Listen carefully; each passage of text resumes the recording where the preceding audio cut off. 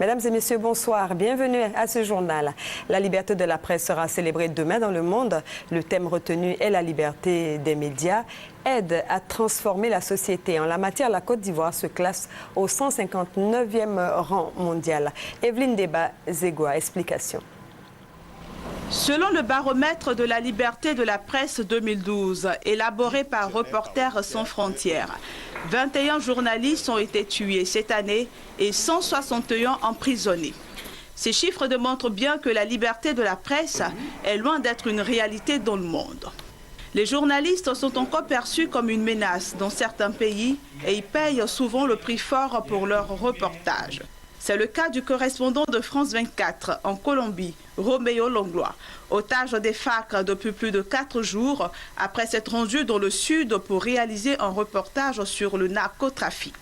Si plusieurs pays d'Afrique enregistrent des progrès notables en étant dans le top 50 de la liberté de la presse, à l'image de la Namibie, du Cap-Vert, d'autres, tels que la Côte d'Ivoire, en font une chute vertigineuse.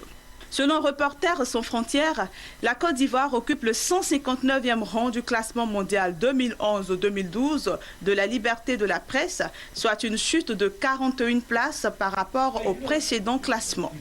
Cette chute est due, d'après l'Organisation internationale de défense de la liberté de la presse, à la crise post-électorale, une crise qui a vu l'incarcération de plusieurs journalistes. Certains ont été libérés, d'autres sont encore en prison. C'est le cas d'Armand Bohu, ancien membre du Conseil national de la presse, et de Zibra Brignawa, ancien directeur de publication du quotidien L'Œil du Peuple. Il faut ajouter à cela l'interpellation par la DST en février de Charles Sanga, directeur de publication du quotidien Le Patriote. En décembre 2011, 3 journalistes du quotidien Notre Voix ont été inculpés, envoyés à la MACA, puis libérés pour incitation au vol et au pillage.